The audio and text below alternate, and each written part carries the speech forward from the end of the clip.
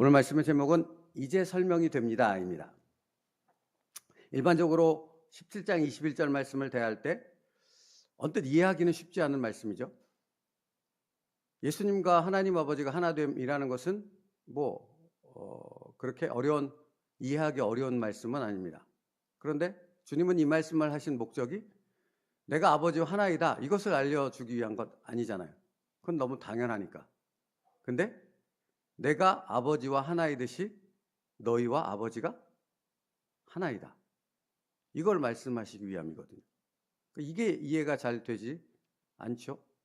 이게 언뜻 그렇게 쉽게 그렇군요라고 이렇게 받아들일 수 있는 말씀은 아니에요. 아버지께서 내 안에, 내가 아버지 안에 있는 것 같이 그들도 다 하나가 되어 우리 안에 있게 하사 삼위 하나님과 하나가 되어짐에 대한 부분을 예수님이 말씀하고 있습니다. 그러면 우리는 질문을 던져야 하지 않겠습니까? 늘 말씀드리지만 이 말씀은 무슨 말씀입니까? 어제 우리가 살펴봤던 것처럼 예수님께서는 단 한 가지를 말씀하고 있는 거예요. 어제도 오늘도. 예수님께서 지금 우리에게 하시는 이 말씀은 하나님과의 관계가 우리 삶에서 가장 중요하고 가장 주된 관심사가 되어져야 한다 라는 것을 말하고 있는 것입니다. 그러니까 여러분, 그리스도인에게 왜 살아요? 당신은 왜 살고 있습니까? 라는 질문을 던진다면 우리가 대답할 답은 딱 하나밖에 없는 거예요. 하나님을 알기 위해서. 다시 말하면 하나님과 깊은 영적 관계를 맺어가는 그 놀라운 은혜를 누리기 위해서 지금 저희는 숨을 쉬고 이 땅 가운데 살아있는 것입니다. 그러니까 이게 어제도 말씀드렸지만 이것을 아는가 모르는가는 천지 차이예요. 이것을 알면 분별이 된다니까요. 이것을 믿으면, 이것을 내가 분명히 이것이 의미하는 바가 무엇인가를 알면 내 삶에 선택하고 분별하고 어떤 일을 결정함에 있어서 보다 정확하게 확신 가운데서 그 일을 결정할 수 있게 되어지지만 이것이 흔들려 버리면 하나님과의 관계가 우리의 삶의 최대의 목적이며 우리를 인도하시는 성령 하나님의 인도하심의 의도가 거기 있다는 것을 알지 못하면 맨날 헷갈리는 겁니다.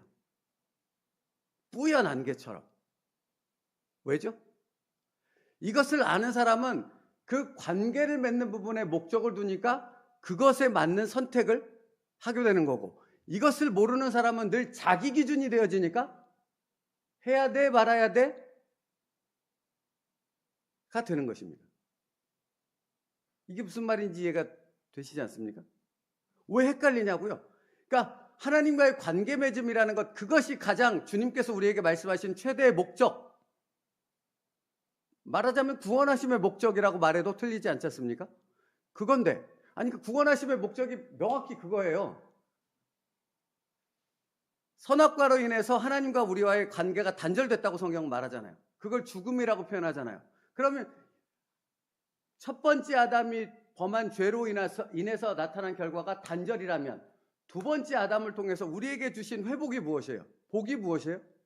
그 관계 회복이잖아요. 관계의 회복이 뭐냐고요? 하나님과 관계, 다시 그 하나님과의 영적 관계를 누려가는 것, 그것을 회복하기 위해서 예수님께서 오셨고 그것 때문에 십자가에서 죽으셨다고 성경은 얼마나 많이 말합니까?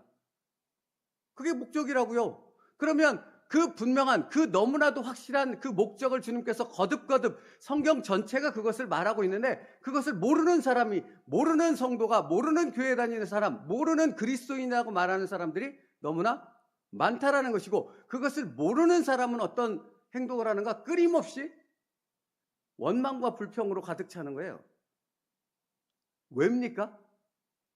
이해할 수 없거든요. 납득하여 받아들일 수 없거든요. 성령 하나님께서 나의 삶을 인도하시는데 자기가 이해할 수 없어요. 왜? 자기 기준에서 생각하니까. 그런데 이 관점을 바꿔서 목적이 어디 있는가를 명확히 알고 그 목적에 부합하도록 우리의 모든 삶을 이끄시는 성령 하나님을 바라보면 그것이 납득이 되어지고, 납득이 되어지지 않는 부분이라 할지라도 그 목적이 하나님과의 관계 맺음에 영적 깊은 그 은혜를 누리게 하심에 있다라는 것을 믿고 신뢰하기 때문에 그 납득되는 과정 가운데를 기다리며 하나님을 바라볼 수 있는 믿음의 순종으로 나아갈 수 있는 거죠. 이것이 정확한 게 12정탐꾼 얘기예요. 가나안 땅에 12정탐꾼을 보내잖아요. 근데 우리가 너무나 잘 알고 있듯이 10명, 2명으로 나눠지잖아요. 근데 성경은 뭐라고 말하고 있냐고요? 이들이 다른 것을 봤어요? 다른 사람들을 봤어요? 똑같은 상황, 똑같은 성, 똑같은 사람들을 본 거 아닙니까? 똑같은 가나안 땅을 봤다고요. 거기에 동일한 상황들을. 그런데 열과 둘은 전혀 다른 상반된 의견을 내잖아요. 상반된 보고를 하잖아요. 열은 어땠어요?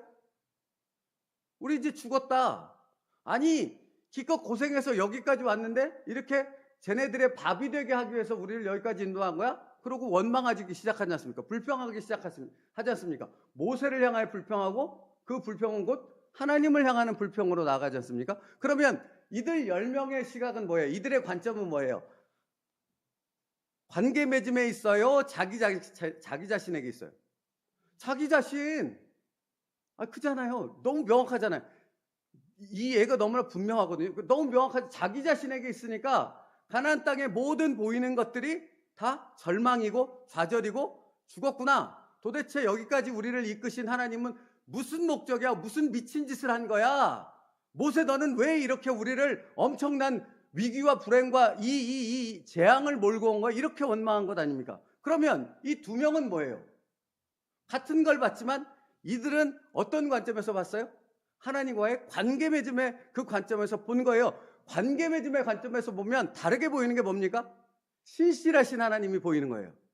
약속하신 바를 정확히 이루는, 애굽에서 건져내시겠다는 약속을 분명히 이루신 하나님께서는 그 약속하신 바를 이루기에 저 가나안 땅에 저 무지막지하게 우리보다 머리통이 하나 더 있는 그 엄청나게 싸움을 잘하고 강력한 성과 강력한 무기를 갖고 있는 분명한 현실이지만 그 모든 것을 무너뜨리고 약속의 땅을 우리에게 젖과 꿀이 흐르는 땅으로 축복으로 허락하실 그 하나님을 바라보는 관계 속으로 들어간 거죠.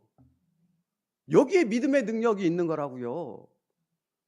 여러분, 우리의 상황은 다르지 않아요. 그러니까 맨날 감사를 입으로 얘기하는 사람과 아닌 사람과 상황이 달라서 그런 것이 아니라 그것을 바라보는 관점이 다르기 때문에 그렇게 되어진다는 것이죠.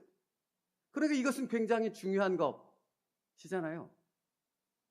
그죠? 그래서 챔버스 목사님이 우리에게 이런 질문을 던집니다. 예수님께서는 그분이 아버지와 하나인 것 같이 당신이 아버지와 하나 되기를 기도하셨습니다. 예수님의 기도의 목적이 거기 있다고요. 여러분, 지금도 똑같아요. 예수님의 기도의 중보기도의 목적은. 여러분이 이 땅에서, 뒤에 챔버스 목사님도 분명히 말해요. 하나님은 이 땅에서 여러분이 얼마나 잘 먹고 잘 사는지, 얼마나 복을 받는지, 이거는 하나님의 관심사가 아니라고요. 하나님의 관심사는 하나고 예수님의 중보기도의 제목도 하나라고요. 그건 뭐예요? 하나님과의 깊은 인격적, 영적 관계를 맺는 것에 그 기도의 목적이 있다고요. 그래서 이렇게 질문해요. 챔버스 목사님이. 당신이 아버지와 하나 되기를 기도하셨습니다. 예수님의 기도는 당신은, 잘 들어보세요. 당신은 하나님께서 그 기도를 응답하시도록 돕고 있습니까? 아니면 당신의 삶에 다른 목적이 있습니까? 여러분, 우리는 날마다 그러니까 선택의 상황, 어떤 결정의 상황을 직면하고 있다는 말이에요. 예수님께서는 이미 완벽하게 하나님과의 관계가 회복될 수 있는 길을 활짝 여셨죠. 그래서 지성소의 휘장이 둘로 확 갈라진 거죠. 그죠? 완벽하게 열렸습니다. 문제는 이제 문을 두드리시는 휘장의 그 지성소의 휘장을 완벽하게 가르신 예수님께서 문을 들이며 우리에게 하나님과의 관계 속으로 영적 그 깊은 은혜 속으로 초청하고 계시는데, 문을 열고 그리로 들어가는가 안 들어가는 거는 내 몫에 달려 있다고요. 누구에게? 내게, 나에게. 근데 지금 뭐라고 물어요? 당신은 하나님께서 그 기도, 하나님과 아버지와 우리가 하나 되는 그 예수님의 기도에 응답하시도록 돕고 있습니까? 아니면 당신의 삶에 다른 목적, 내가 기준이 되어져서 그것과는 전혀 다른 선택과 결정, 원망과 불평, 불순종의 길을 걷고 있습니까? 라고 묻는다는 거예요. 이 질문은 끊임없이 우리에게 있어야 될 질문이에요. 왜? 우리의 삶에는 끊임없이 그 관계로 인도하시는 성령 하나님의 세밀하고 강권적인 은혜의 인도하심이 늘 있기 때문에 그런 것입니다. 그러면 그 성령 하나님의 어제도 그랬고 오늘도 그렇고 내일도 그럴 것인데 그 인도하심에 내가 어떻게 반응하느냐가 우리에게 있어서 가장 중요한 문제라는 거예요. 근데 여러분 다시 말씀드려요.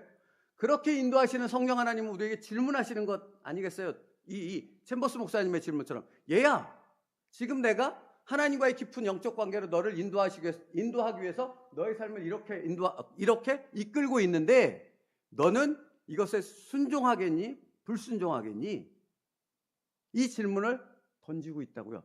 여러분 행동의 선택만을 말하는 거 아니에요? 여기 머릿속에 생각의 판단도 포함되는 겁니다. 이 마음 먹는 거. 응?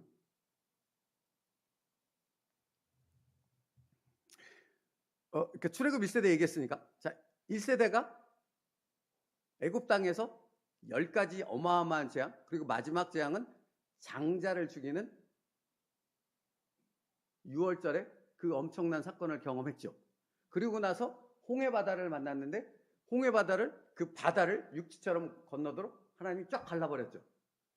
근데 더 놀라운 것은 이스라엘 백성은 짐승을 비롯해서 하나도 다치지 않고 안전하게 그 바다를 걸어서 건넜는데 이들을 뒤따라오는 애굽의 당시에 가장 최강국의 최정예 병사인 말을 타고 마차를 타고 막 이렇게 엄청난 병력을 갖고 쫓아오던 이들은 다 홍해바다에 어떻게 됐어요? 수장됐잖아요. 이걸 누가 지금 경험했어요? 출애굽 1세대 이스라엘 백성들이 보고 그들이 직접 경험한 것 아닙니까? 누구로부터 얘기 들은 게 아니라 자기들이 본 거잖아요. 그런데 이들이 얼마 지나지 않아 광야길을 걸어가면서 수르광야, 신광야 이렇게 그 광야길을 걸어가면서 뭘 해요? 원망과 불평을 해요. 그러니까 왜 그랬는가를 한번 생각해 보자고요. 왜 그랬어요? 이들은 모르는 거예요. 하나님의 그들을 애굽에서 건져내신 목적이 무엇인지. 가나안 땅까지 인도하시며 이 광야를 통과하면서 그 수없이 많은 기적들을 베푸신 목적이 어디 있는지를 그들은 모르기 때문에 모르니까 끊임없이 원망과 불평으로밖에 나아갈 수 없지만 여호수아, 모세 이들이 대표하는 이 사람들은 끊임없이 갈렙과 같은 사람들은 뭐예요? 그 목적을 알기에 그 모든 과정 가운데 하나님과의 더 깊은 신뢰의 관계로 들어가는 은혜를 누리는 것 아닙니까? 그러니까 가나안 땅에 들어가서 여호수아와 갈렙은 똑같은 것을 봤지만 전혀 다른 해석을 내놓을 수밖에 없는 것이죠. 그러니까 이걸 우리의 삶에 그대로 적용시키면 어떻게 되는 거예요? 똑같은 삶이지만 그것을 바라보는 내 시각이, 내 관점이 하나님과의 영적 관계를 맺는 성령의 인도하심에 대한 확신 가운데 있어 버린다면 내 안에 벌어지고 있는 모든 일이 다 뭐예요? 그게 좋든 싫든 괴롭든 힘들든 즐겁든 이것과 상관없이 이 모든 것에 대한 하나님 앞에서의 감사요, 모든 것이 다 은혜로다라는 고백으로 이어질 수밖에 없지 않냐고요. 그러니까 오늘 말씀의 제목이 뭐예요? 이제 설명이 됩니다. 천국 가서 설명된다는 말이 아니에요. 당신의 생각이, 당신의 믿음이, 당신의 확신이 그 하나님의 분명한 목적 가운데 서 있으면 당신의 벌어지는 현재의 삶 속에서 끊임없이 그것을 깨달아가는 하나님의 놀라운 은혜를 누리게 된다고요. 그게 누구라고요? 여기 좀 치시죠. 나라고요. 그 은혜를 누리라고 성령 하나님께서 나를 인도하고 계시다고요. 어제도 인도하셨고 오늘도 인도하실 것이고 내일도 인도하신다고요. 그러면 이미 우리는 감사로부터 시작할 수 있지 않겠습니까? 하나님, 오늘은 또 어떤 은혜 가운데로 나를 이끄시겠습니까? 또 어떤 깨달음과 더 깊은 그 하나님과의 영적 관계를 누리도록, 그 복을 누리도록 나를 인도하시겠습니까? 하는 기대가 있지 않겠습니까? 그래서 여러분, 예수님께서 이렇게 말씀하신 거예요. 내가 곧 길이요, 진리요, 생명이니 나로 말미암지 않고서는 아버지께로 올 자가 없느니라. 예수님이 아니고서는 이 은혜를 누릴 수 없다고요. 예수님 때문에 이 은혜를 누릴 수 있는 거예요. 하나님과의 그 깊은 관계, 날마다의 삶을 인도하시는 그 하나님의 복과 은혜를 누릴 수 있는 복받은 자가 되도록 예수님이 우리를 그 길로 이끄셨다라는 겁니다. 그래서 여러분, 챔버스 목사님이 오늘 말씀 첫 부분에 이렇게 말해요. 당신이 지금 외롭다면 요한복음 17장을 읽어보십시오라고 권면해요. 이렇게 표현하는 게 별로 없어요. 거의 없는 것 같은데 제 기억으로는. 여러분 외롭고 힘드십니까? 그럼 요한복음 17장을 읽으래요. 요한복음 17장의 주제가 뭔지 아십니까? 중보자 예수님의 기도예요. 그러면 중보자이신 나를 위한 그 중보자이신 예수님의 기도의 목적이 어디에 있다고 아까 말씀드렸어요? 뭐에 있어요? 하나님과 나와의 관계에 있다고요. 그러니까 17장을 읽어보라는 챔버스 목사님은 무엇을 말하고 있는 거예요? 너희를 구원하신 목적이 무언가를 봐. 예수님이 왜 십자가에서 죽으셨어? 예수님이 왜 지금도 저 천상에서 너희를 위해서 기도하고 계시는데 중보 기도의 그 목적이 어디 있는가를 다시 한번 기억해라 얘들아. 그러면 거기에 하늘에서부터 임하는 하나님의 놀라운 위로를 너희가 누리게 될 것이야. 세상이 주는 것과 같지 않아. 여러분, 우리는 그 힘으로 삽니다. 무화과 나무가 없어도, 외양간, 송아지 없어도 난 여호와로 즐거워하리. 이게 우리의 신앙 아닙니까? 그러니까 그 깊은 은혜 가운데로 들어가게 하는 거죠. 너로 말미암아 내가 기뻐하리라. 스바냐서 말씀이요. 내가 너로 인하여 기뻐하노라. 너가 뭘 해서 기쁜 게 아니라고, 너가 뭐 헌금 많이 하고 봉사 많이 하고 교회를 세우고, 여러분 개척 교회를 세우고 그렇게 하는 건 정말 하나님이 축복하실, 하나님이 기뻐 받으실 일이 맞죠? 그런데 사실은 그 외적인 어떤 일, 어떤 결과물에 하나님이 더 관심을 갖는 것이 아니라 하나님이 정말 관심을 갖고 기뻐하시는 가장 첫 번째는 무엇입니까? 예수님께서 이 땅에 오셔서 그 길을 열어놓으신 하나님과의 그 관계 맺음을 매일처럼 맺어가고 그것을 더 깊게, 더 신뢰의 관계로, 더 깊은 은혜를 누리는 나로 말미암아 하나님은 가장 기뻐하신다고요. 오늘을 그런 삶으로 만들어가는 우리가 되어지길 축복합니다. 그러니까 뭘 하려고 하는 것보다 먼저 우선적인 것은 내가 예수 그리스도로 말미암아 그 기쁨의 은혜의 관계를 누리는 것이 하나님이 가장 기뻐하신다는 것을 아시고 그 관계를 누림에 있어서 우리의 삶을 인도하시는 그 성령 하나님의 뜻에 맞도록 나를 온전히 어떻게 하라고요? 어제 말씀에 자신을 온전히 의탁하여 맡기라고요. 그게 가장 기뻐하시는 일이시라고요. 이게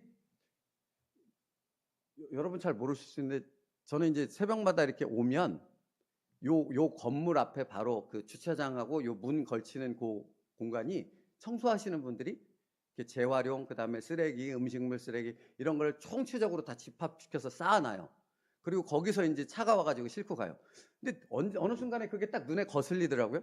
아, 새벽 예배 드려야 되는데 성도님들이 올 텐데 막 음식물 쓰레기도 쌓여 있고 여기 이제 식당도 있으니까 이 큰 통 있잖아요. 음식물 통.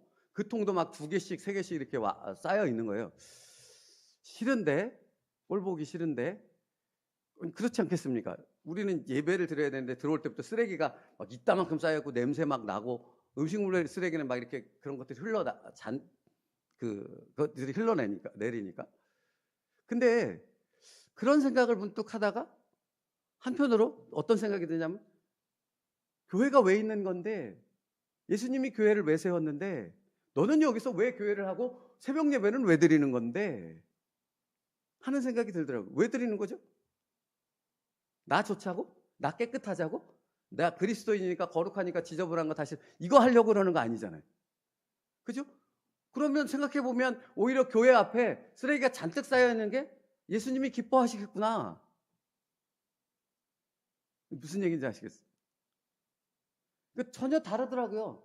짜증나는 일이, 그러니까 새벽에 일어나는데 짜증나는 일이 벌어지고 운전하다가 짜증나는 사람을 만날 수도 있고 별의별 일이 일어날 수 있는 거지 않습니까? 근데 그런 일상적인 그런 일들이 내 생각의 관점이 바뀌어지면 그 관계에 초점이 맞춰져 버리면 그것이 전혀 나의 감정을 나를 폭발시키고 무너뜨리는 것이 아니라 오히려 더 깊은 하나님의 묵상으로 들어가게 되어지는, 그러니까 손양원 목사님의 감사 10가지 감사로도 분명히 이어질 수 있는 것 아니냐고요.